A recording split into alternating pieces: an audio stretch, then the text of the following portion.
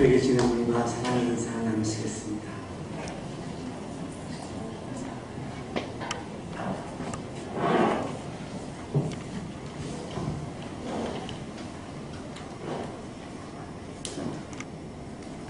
시인 유시환님이 인도 여행을 하고 와서 책을 하나 냈습니다.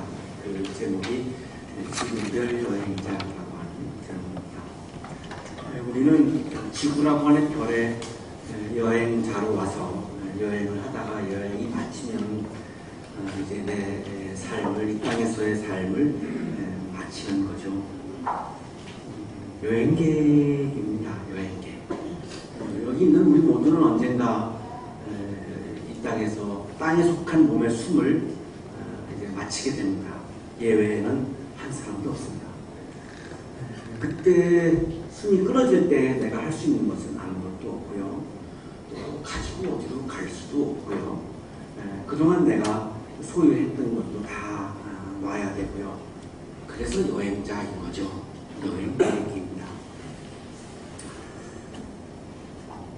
여행을 가서 우리가 그 도시가 내 위주로 되어 있지 않다고 해서 도로를 이렇게 바꿔라, 차를 이렇게 바꿔라, 숙소를 이렇게 바꿔라, 그렇게 말하는 여행은 없을 것입니다. 그 도시에 내가 적응을 하고, 그 숙소에 내가 적응을 하고, 그 상황에 나를 적응을 하면서 우리는 여행을 합니다. 가다가 아름다운 바다가 있으면 해수욕도 하고, 좋은 온천이 있으면 온천도 하고, 나하고 생각이 통하는 사람이 있으면 재미있게 대화도 나누고, 그러다가 하나 더 추구한다면 정말 어려운 사람을 만나면 내가 10,000원짜리 밥을 먹을 것을 5,000원짜리 먹으면서 그분과 같이 5,000원짜리 식사를 같이 나눠 먹을 수만 있다면 그 여행은 정말 아름답고 행복한 여행일 겁니다. 문제는 여행을 하다가 내가 주인으로 착각을 하고 내 위주로 이 모든 것을 다 바꾸거나 나하고 맞지 않을 때 불평을 하게 되면 그 여행은 참 재미없는 여행이 되고 말죠. 그래서 이 유시환님이 이 책의 첫 번째 글의 제목이 신은 어디에 있는가? 라고 하는 것이 첫 번째 글이고, 다섯 번째가 내 영혼의 여인숙입니다. 내 영혼이 정말로 편안히 쉴 수 있는 여인숙은 어떤 곳일까? 라고 하는 그 글을 썼는데요. 최대한 줄여서 요약을 하겠고요. 점점점 세 개가 있는 것은 중요하니까요. 그렇게 이해해 주시고, 이렇게 막 줄여서 압축을 해서 그대로 요약을 이름하겠습니다. 올드시트란 여인숙으로 들어가서는 순간 나는 여인숙 이름 앞에 왜 올드가 붙었는지 알 수 있었다. 굉장히 넓은 여인숙입니다. 이 여인숙 안에는 매우 늙은 노인이 한 명 있었는데 그가 바로 여인숙 주인 올드시트람 씨였다. 쥐는 우리를 보더니 앞발을 땅에 쳐서 약간 당황해했다. 누가 봐도 지저분하고 누추하고 짝이 없는 방이었다. 선뜻 발을 들여놓기 힘든 방이었다. 내가 바우트 간다 해 너무 더러워요 라고 말하자 주인은 또다시 네버마인드 신경 쓰지 말라 하고 손을 내저었다. 그 방은 내 거니까 지적을 하다 깨끗하다 당신이 판단하고 신경 쓰지 마라. 신경 쓸 거 내가 신경 쓸 거다 라고 하는 그런 이야기죠. 세수를 하려고 배낭을 연 나는 너무 놀라 입이 다물어지지 않았다. 밤사이에 누군가 배낭을 마구 들쑤셔 놓은 것이었다. 그 누군가는 다름 아닌 어제의 그 쥐였다. 나는 벌린 입을 하고 당장 여인숙 주인에게로 달려가 따졌다. 신이 준 성스러운 아침을 불평으로 시작하지 마시오. 그 대신 기도와 명상으로 시작하시오. 이미 일어난 일에 대해 불평을 한다고 해서 무엇을 얻을 수가 있겠소. 당신이 할 일은 그것으로부터 뭔가를 배우는 일이오. 인도는 아마 여인숙 주인들도 다 학자인 것 같아요. 굉장히 심오한 이야기를 하고 있는데요. 뭐라고 대답을 할 수 있을까요? 유시환 씨가 이 올드시트람 여인숙 주인 앞에서 뭐라고 말할 수 있을까요? 신이 준 성스러운 아침을 불평으로 시작하지 마시오. 그 대신 기도와 명상으로 시작하시오. 이미 일어난 일에 대해 불평을 한다고 해서 무엇을 얻을 수가 있겠소? 당신이 할 일은 그것으로부터 뭔가를 배우는 일이오. 당신은 지금 인도에 여행을 온 것이지 불평을 하러 온 것 아니지 않소. 올드시트람 씨의 지적은 세상이 어떠한가 보다 우리가 그 세상을 어떻게 바라보는가가 더 중요하다는 가르침의 다름 아니었다. 서너 해 뒤 내가 다시 올드 시트람 여인숙을 찾았을 때 그것은 놀랍게도 뉴 시트람으로 바뀌어 있었다. 시트람 씨는 세상을 떠나고 풍치 적은 아들 시트람 씨가 그것을 멋진 여인숙으로 개조해 놓았다. 나는 뉴 시트람에서 하룻밤을 묵은 뒤 이튿날 다른 곳으로 떠났다. 왜냐하면 그곳에는 금빛 나는 샤워 복지와 푹신한 베개가 있었지만 올드 시트람 씨가 갖고 있던 어떤 영적인 향기가 사라지고 없었기 때문이다. 이 지구라는 여인숙 역시 나는 불평을 하기 위해서가 아니라 배움을 얻기 위해 여행을 온 것이다. 이 지구라는 여인숙 역시 나는 불평을 하기 위해서가 아니라 배움을 얻기 위해 여행을 온 것이다. 배운다라고 하는 것은 뭘까요? 배운다라고 하는 것은 내가 진리가 아님을 인정하고 하나님이 나에게 가르쳐 주시는 것을 향해서 나를 돌이키는 것, 이것이 배움이겠죠. 학생들이 배운다라고 하는 것은 스승께서 가르쳐 주시는 가르침 앞에서 그동안 내가 생각해온 것이 진리가 아님을 인정하고 그 스승께서 가르쳐 주시는 것에 나를 맞추고 그 세계로 나의 세계를 돌이키는 것을 우리가 배운다라고 말할 수 있습니다. 자, 우리가 예배당에 오는 것은 왜 오는 것일까요? 배우러 오는 것이죠. 하나님의 말씀이 진리이고 내 생각이 진리가 아닌 걸 인정하고 내 생각을 하나님의 말씀에 맞추어 돌이키려고 오는 것이 예배당을 찾아오는 이유이죠.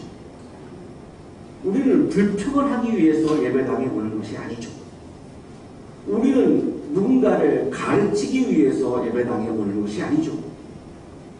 한국교회가 분열과 분열을 거듭하고 있고 분열이 심각해지고 있는 이유는 배우러 오는 마음이 아니라 돌이키려고 오는 것이 아니라 자꾸만 누군가를 가르치려고 하고 내 생각이 진리임을 주장하다 보니 그것이 충돌하면서 자꾸만 분열이 깊어지고 있는 것이죠.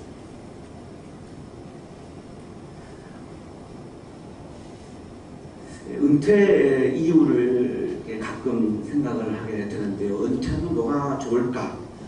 저에게 은퇴하고 나면 가장 좋은 것은 더 이상 가르치지 않을 수 있는 거라고 생각이 됩니다. 30년 이상을 목회하면서 이 목사는 참 많은 오해를 받는데요. 그 중에 하나가 당신은 가르치죠? 아닙니다. 저도 배우러 오는 겁니다. 저는 진리가 아니기 때문에. 그런데 배우러 와서 하나님의 말씀을 전해야 합니다. 그러다 보니 저 사람은 가르치는 사람이구나 라고 하는 오해를 받기가 쉽습니다. 넌 뭔데? 네가 뭔데 우리를 가르치려고 해? 이런 저항을 참 많이 받습니다. 고백합니다만 저는 배우러 오는 거지 가르치러 오는 것이 아닙니다. 저는 진리가 아닙니다. 저는 신도 아니고 저는 하나님도 아닙니다. 그냥 나약한 인간일 뿐 여러분하고 똑같습니다. 이 말씀 앞에서 저는 배우러 오는 겁니다. 그런데 이 말씀을 전해야 하니까 마치 이 가르치는 역할을 해야 하니까 참 오해를 받는 거죠. 당신이 뭔데 우리를 가르치려고 해?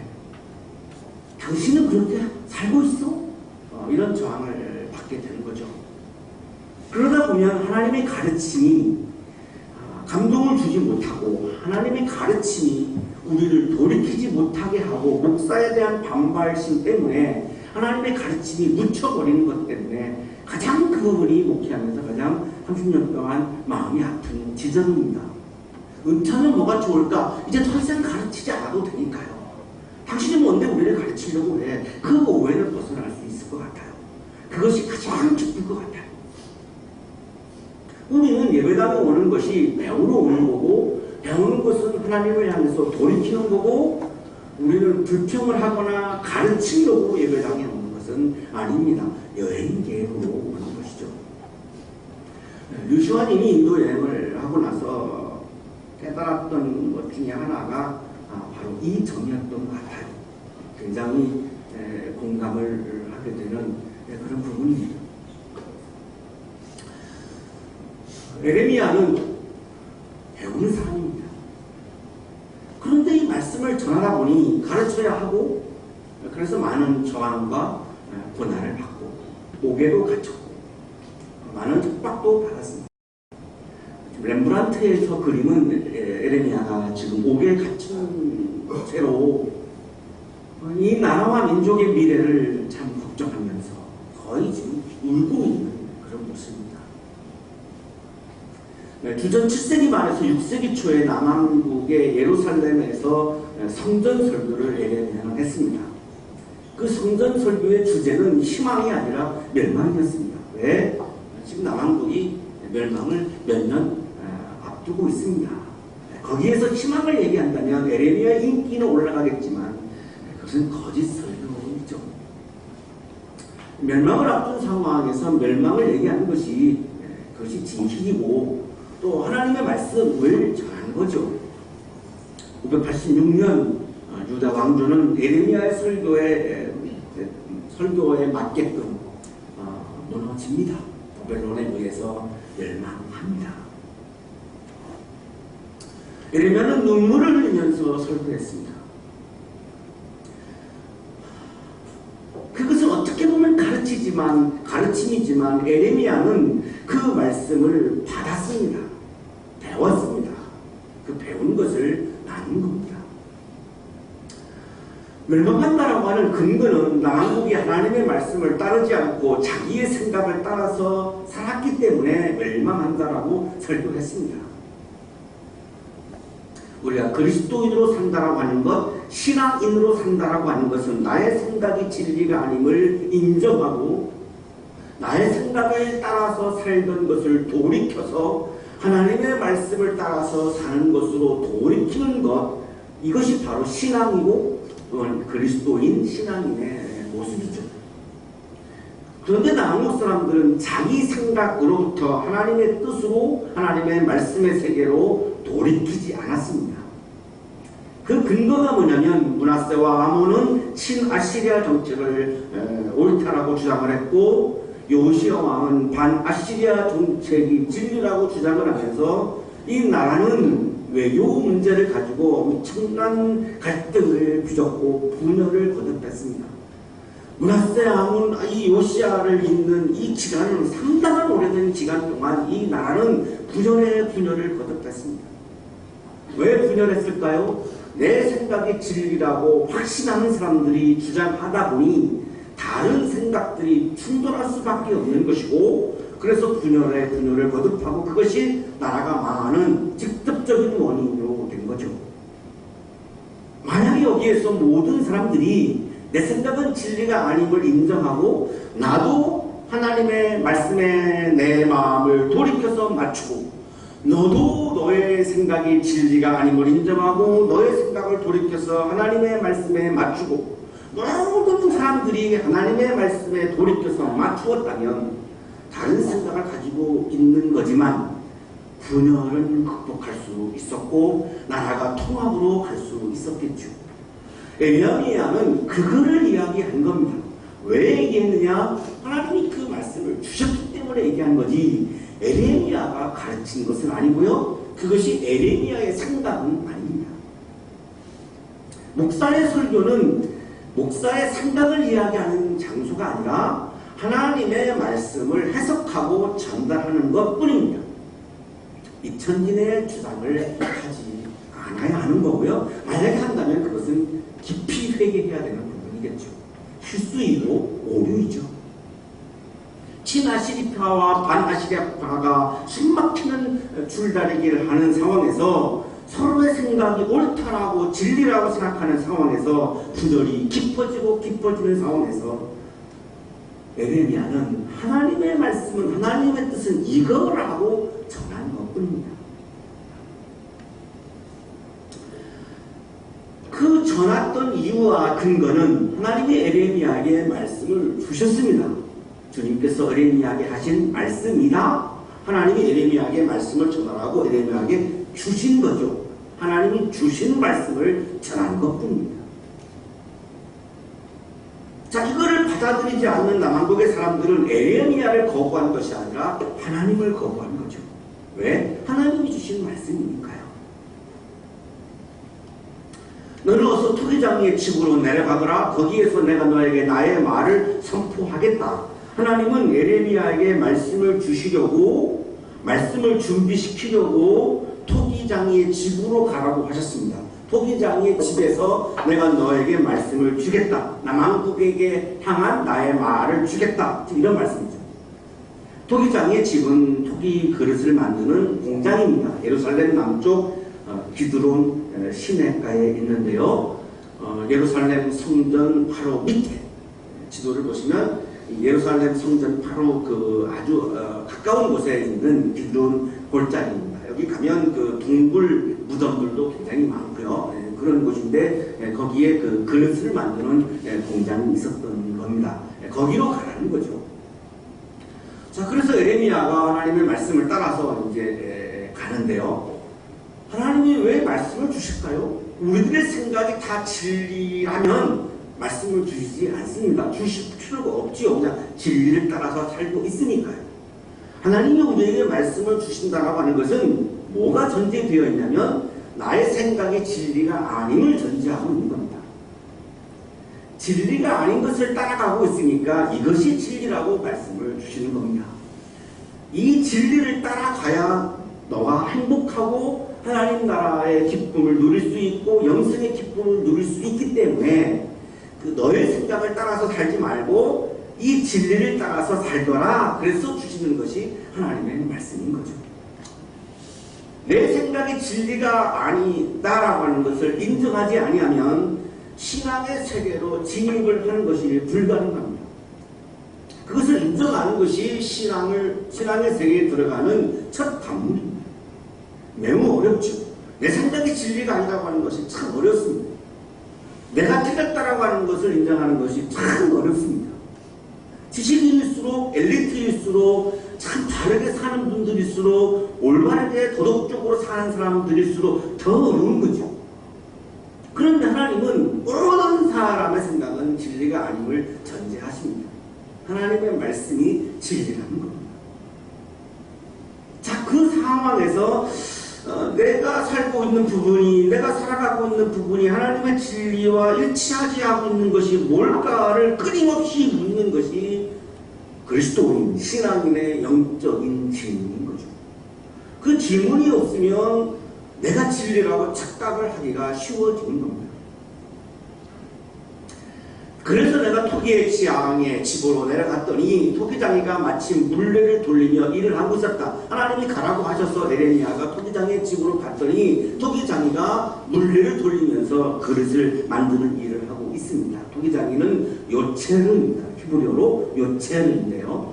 이 요체르라고 하는 말은 야차르에서 왔습니다. 이 야차르는 하나님이 사람을 흙으로 빚어서 이렇게 흙을 가지고 하나님이 지을 때, 창세기 2장 7절이죠. 사람을 지으시고 할 때 이 짓다라고 하는 동사가 야차르입니다. 이 야차르에서 온 명사가 요체르입니다. 토기장입니다. 그러니까 창세기 2장 7절에서 하나님이 사람을 지을 때의 이 모습이 토기장이의 모습인 겁니다. 토기장이는 하나님을 의미하고 있습니다. 분명히 이거는 하나님을 의미하고 있습니다. 하나님이 물레를 막 돌리면서 이렇게 사람을 빚고 흙을 가지고 이렇게 빚는 것을 지금 예레미야에게 보여주고 있는 거죠. 보여주고 있습니다. 그냥 말로만 하시는 것이 아니라 지금 현장을 생생하게 지금 보여주시면서 말씀을 지금 주고 계시는 거죠. 물레는 아보나임이라고 하는 히브리어인데요. 두 바퀴입니다. 이 아래 바퀴가 있고 윗 바퀴가 있는데 아래 바퀴는 발로 이렇게 밟아서 이렇게 돌아가고요. 그러면 윗 바퀴가 같이 돌아갑니다. 그러면 윗 바퀴에다가 흙을 얹어놓고 이제 토기장이가 의도하는 모양의 그릇을 이렇게 만드는 겁니다. 이것이 이제 아보나임이라고 하는 우리말로 하면 이제 물레에 해당하는 겁니다. 이게 예레미야가 딱 갔을 때 장면이 어떤 장면이었냐면 이 토기장이가 막 발로 이제 바퀴를 이렇게 밟고 이 위에 바퀴에다가 진흙을 올려놓고 이제 그릇을 막 빚고 있는데 그런데 진흙을 얹은 이 윗바퀴에서 있었던 이 흙들이 망가져가지고 아래로 내려져 버리는 장면이 예레미야가 본 첫 번째 장면입니다. 그러니까 이 토기장이가 어떻게 하는가 봤더니 다른 것을 만듭니다. 처음에 의도했던 그릇을 만들지 않고 완전히 그거하고는 다른 그릇을 만듭니다. 다 흙이 무너졌으니까요. 진흙이 토기장이의 뜻을 거부하면 토기장이는 진흙을 토기장이 마음대로 다른 것을 만듭니다. 진흙은 우리 인간을 의미하고 있습니다. 우리 인간이 토기장이신 나를 지으신 흙을 가지고 나를 빚으신 하나님에게 나를 돌이키지 아니하면 하나님은 이 진흙을 가지고 어차피 뭉거졌기 때문에 망가졌기 때문에 전혀 다른 것을 만드신다는 거죠. 이것을 신학에서는 하나님의 절대 주권이라고 말합니다. 하나님의 절대 주권은 우리를 로봇으로 만들어서 우리의 일거수일투족을 하나님 마음대로 한다는 것이 아닙니다. 진흙에게 자율권이 있습니다. 하나님에게 돌이킬 거냐 말 거냐, 하나님의 마음에 나를 맞출 거냐 안 맞출 거냐, 이거는 우리에게 자유가 있습니다. 자율이 있습니다. 선과 악을 알게 하는 나무 열매를 따먹을 거냐 안 따먹을 거냐, 이건 인간에게 권한이 있습니다. 그것까지 다 통제하는 하나님이 아닙니다. 단 그렇게 할 경우, 하나님께로 돌이키지 않을 경우에는 하나님은 그 진흙의 소유자이기 때문에 토기장이로서 그것을 다른 것을 만드신다는 거죠. 그거는 하나님의 고유 권한이고 하나님의 절대 주권입니다. 하나님께서 예레미야 장면을 보여주시는 이유는 하나님은 토기장이고 지금 자기 생각대로 하고 있는 남한국 사람들은 진흙이지 않느냐, 지금 이 메시지를 예레미야에게 지금 보여주고 있는 거죠. 주님께서 계속해서 예레미야에게 말씀하십니다. 이스라엘 백성아, 내가 이 토기장이와 같이 너희를 다룰 수 없겠느냐? 다룰 수 있다. 내 마음대로 할 수 있다. 이스라엘 백성아, 진흙이 토기장의 손안에 있듯이 너희도 내 손안에 있다. 나는 남한국을 없애버릴 수도 있고, 처음에 흙이 무너졌을 때 그 처음에 만든 그릇을 없애버린 것처럼 나는 남한국을 없애버릴 수도 있다. 그 다음에 내가 다른 그릇을 만든 것처럼 남한국을 다시 창조할 수도 있다. 그것은 전적으로 내 손안에 있다. 이것은 나의 절대 주권이다. 이것은 아무도 건드릴 수 없다. 침범할 수 없다. 우리의 인생은 하나님의 손에 있다. 이스라엘 백성아, 진흙이 토기장의 손안에 있듯이 너희도 내 손안에 있다. 우리의 인생은 하나님의 손안에 있다는 말씀입니다. 손오공이 막 맞나요? 손오공이 막 자기 맘대로 막 날뛰니까 삼장법선가요? 맞죠? 이게 부처님 손안에 있지, 네가 뛰어봐야 벼룩이지, 뭐 그런 거 있었던 것 같은데요. 여기도 지금 그런 장면이 나와요. 우리가 아무리 날뛰어봐야 하나님의 절대 주권 안에 있지, 이거를 험을 수는 없고, 이거를 어길 수도 없고, 침범할 수도 없고. 진흙의 모습을 무너뜨리고, 위에 있었던 진흙이 무너졌던 것처럼 우리가 진흙으로, 내가 진흙이었는데 진흙을 빚어서 사람으로 하나님이 만드셨는데 이 진흙의 모습을 무너뜨리고 자신이 하나님이라고 착각하면서 자신의 생각대로 하고 있는 이 교만한 남한국을 향해서 경고하고 있는 거죠. 교만은 뭐죠? 내가 진흙임을 인정하지 않고 내가 하나님이라고 착각하는 거죠. 하나님이라 착각하는 거는 뭐죠? 내 인생을 내 마음대로 할 수 있다라고 생각하는 거, 이것이 바로 교만인 거죠. 내가 어떤 민족이나 나라의 뿌리를 뽑아내거나 그들을 부수거나 멸망시키겠다고 말을 하였더라도 내가 너를 다 없애버린다라고 말을 했더라도 그 민족인 내가 경고한 죄악에서 돌이키기만 하면 나는 그들에게 내리려고 생각한 재앙을 거둔다. 재앙과 복을 결정하는 것은 내가 아니라는 거죠. 그거를 내가 결정할 수 없다는 거죠. 그건 하나님이 결정하시는 거고, 그러면 내가 할 수 있는 것은 뭐죠? 내가 해야 하는 것은 뭐죠? 돌이키는 것이 내가 해야 할 일이라는 겁니다. 복되게 할 거냐 망하게 할 거냐 그거는 나에게 결정할 권한이 전혀 없습니다. 내가 할 수가 없습니다. 이걸 꼭 경험하신 분들 많죠? 내가 최선을 다했는데도 실패하는 경우도 많고요. 내가 정말 올바르게 살았는데도 안 걸리기도 하는 거고, 내가 굉장히 정말 진심으로 했는데도 어려움을 겪는 경우가 얼마나 우리 인생에서 많습니까? 이거는 뭐죠? 죄악과 복을 내가 결정하는 것이 아니라는 거죠. 그러면 내가 하는 거는 뭔데요? 돌이키는 걸 하는 겁니다. 나의 생각으로부터 하나님의 뜻으로 맞추어서 나를 돌이키는 것이 내가 해야 할 일이라는 거죠. 그 돌이켜야 하는 말씀을 들으려고, 그것을 배우려고, 그것을 내가 맞추는, 내가 훈련을 하려고 우리가 예배당에 나오는 것이죠. 불평을 하거나 이 교회를 나에게 맞추라고 불평을 하거나 누군가를 가르치러 내가 교회에 오는 것이 아닌 거죠.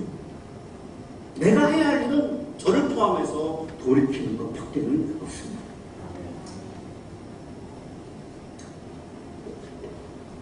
죄악은 뭡니까? 투기장이신 하나님의 뜻을 따르지 않는 게 죄악이죠. 내가 윤리적으로 누구를 뭐 죽였거나 이것만 죄악이 아니고요. 내가 윤리적으로 누군가를 뭐 이렇게 해쳤거나 이것을 죄악이라고 말하는 게 아니고, 성서에서 말하는 죄악은 도덕적인 죄를 말하는 게 아니고 영적인 죄를 말씀하시는 건데, 그 영적인 죄라고 하는 것은 하나님의 뜻을 따르지 않는 거가 죄입니다.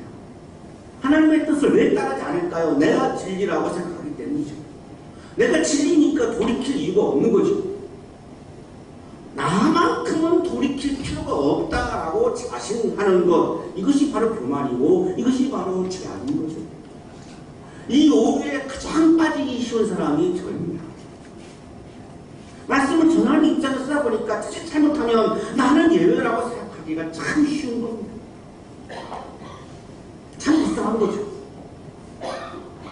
내가 죄악에서 돌이키면 하나님은 재앙을 돌이키신다? 그 민족이 내가 경고한 죄악에서 돌이키기만 하면 이 히브리어로 슈브입니다. 사람이 여기 죄악에서 돌이키기만 하면, 요 8자리 앞에 있는 돌이키기만 하면 여기는 슈브인데, 이거 회개를 말합니다.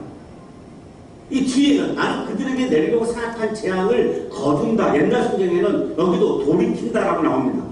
여기 하나님이 지금 재앙을 내리려고 하다가 돌이킨 거죠. 이거는 히브리어로 나훔인데요. 긍휼을 의미합니다. 하나님이 돌이키심은 우리를 긍휼히 여겨서 재앙을 거두는 돌이킴을 하시는 거고, 우리는 내 생각의 진리가 아님을 인정하고 하나님의 뜻에 맞추는 돌이킴을 하는 거죠. 이게 바로 슈브입니다. 이 두 개의 돌이킴이 만날 때 거기에서 하나님 나라의 기쁨이 충만해지고 영생의 기쁨이 충만해지는 거죠. 그런데 내가 돌이킬 이유가 없다, 나는 아니야 라고 생각한다면 하나님 나라의 기쁨을 경험할 수 없습니다. 신앙생활의 기쁨이 없어집니다. 그러나 내가 어떤 민족이나 나라를 세우고 싶겠다고 말을 하였더라도, 자 반대죠? 내가 아까는 멸망하려고 했더라도 돌이키기만 하면 나도 그 재앙을 거둔다. 내가 어떤 나라를 세우려고 했다라고 말을 했더라도 그 백성의 나의 말을 순종하지 않고 내가 보기에 악한 일을 하기만 하면 나는 그들에게 내리고 약속한 복을 거둔다. 이것도 또 돌이킬 수 있다는 거죠. 관건은, 중요한 것은 우리의 돌이킴이 있는가 없는가 여기입니다. 이것에 따라서 복이 있을 수도 있고 재앙이 있을 수도 있는 거죠. 이거를 그냥 값싼 복음으로 만들어서 우리가 교회에 나오기만 하면, 11조를 내기만 하면, 새벽기도만 하기만 하면, 건축헌금을 내기만 하면 하나님은 우리에게 복 주십니다. 이건 정말 값싼 복음입니다. 이건 기독교의 진리가 아니죠. 분명히 여기 말씀하시잖아요. 하나님이 원하시는 것은 11조 주일 성수가 아니고, 하나님이 원하시는 것은 우리들의 삶이 나를 돌이켜서 하나님의 말씀에 나의 삶을 맞추느냐, 이것이 하나님에게는 너무나 중요한 겁니다. 이거는 교회 중심주의로 가니까 이거는 다 내버리고 오로지 주일 성수 11조 헌금 여기에 그냥 막 집중을 한국교회가 한 거죠. 그 결과가 뭐예요? 그러면 성장했어야죠. 그런데 지금 추락하고 있지 않습니까? 왜요? 교회 중심주의는 또 하나의 우상에 불과합니다.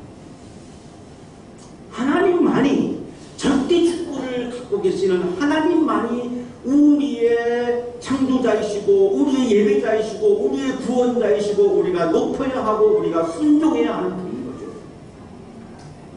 거기에 복이 있다는 겁니다. 그러므로 나오는 이제 마지막 하나님의 결론입니다. 유대 사람과 예루살렘 주민에게 전하여라. 자, 에레미야에게 전하라고 하시죠? 에레미야가 뭔가를 막 공부를 해가지고 자기가 막 터득해서 이야기를 하고 있는 게 아닙니다. 그냥 전하라고 그냥 아주 그대로 말씀을 그냥 주신 거고요. 그걸 그대로 그냥 전하는 것 뿐이에요. 왜? 에레미야도 지금 배우고 있죠? 말씀을 듣고 있습니다. 배우는 자이지 가르치는 자가 아닙니다. 전해라. 나 주가 말한다. 내가 너희에게 내릴 재앙을 마련하고 있습니다. 내가 너희에게 내릴 재앙을 마련하고 있습니다. 너희를 칠 계획도 세우고 있다. 하나님은 복만 주시지 않습니다. 재앙도 주시고요. 치시기도 하신다는 거죠. 그러므로 너희는 어서 각기 자신의 사악한 길에서 돌이키고, 슈브가 한 번 더 나옵니다. 돌이키고 너희의 행동과 행실을 고쳐요. 내가 할 일은 돌이키고 고치는 일입니다. 돌이키는 것은 나의 생각을 하나님의 말씀에 맞추어서 고치는 겁니다. 이 영적인 노력, 이 영적인 순종, 이 영적인 돌이킴이 있는 곳에 하나님 나라의 기쁨과 영생의 기쁨과 하나님이 주시는 복이 충만합니다. 그것을 누리시기를 주님의 이름으로 축복합니다. 거룩하신 하나님, 회개합니다. 내가 그래도 올바르게 살았기 때문에, 내가 그래도 도덕적으로 살아왔기 때문에, 그래도 내가 오랫동안 신앙생활을 했기 때문에 우리의 마음속에, 저의 마음속에 나는 돌이킬 것이 없다라고 생각할 때가 있었음을 고백합니다. 회개합니다. 날마다 매 순간 하나님의 뜻이 무엇인지를 살피고 내가 돌이켜야 하는 것이 무엇인가를 끊임없이 묻는, 고뇌하는 그리스도인으로 살게 해 주옵소서. 그 고뇌 뒤에 오는 하나님의 복과 하나님 나라의 기쁨과 영생의 기쁨이 있음을 믿습니다. 거기까지 갈 수 있도록 우리의 마음을 돌이킬 수 있는 믿음과 용기를 더해 주옵소서. 예수 그리스도 이름으로 기도하옵나이다.